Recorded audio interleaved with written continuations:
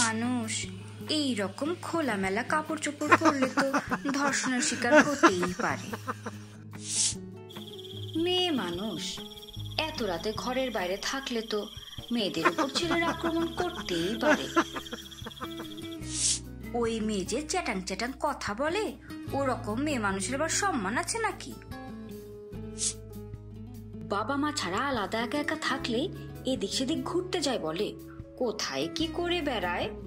এইসব মেয়েদের দিকে ছেলে মানুষ তো কোন নজর দিতেই পারে।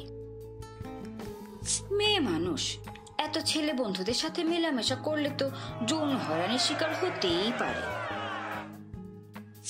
মেয়ে মানুষ হয়ে এত পুরুষ কলিগদের সাথে দিন রাত কাজ করলে তো কুপ্রস্তাব পাবেই।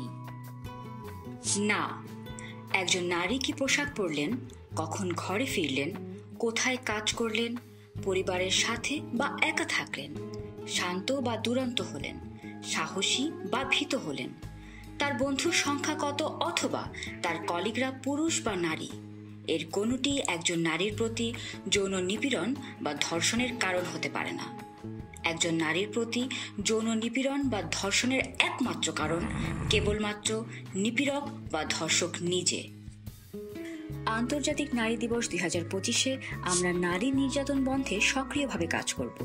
যৌন হয়রানি বা ধর্ষণের শিকার নারীকে কোনোভাবেই দোষারোপ করব না এবং সমাজের এই স্টেরিওটাইপগুলোকে চ্যালেঞ্জ করে ন্যায় বিচারের জন্য তাদের পাশে দাঁড়াতে আমরা প্রতিশ্রুতিবদ্ধ।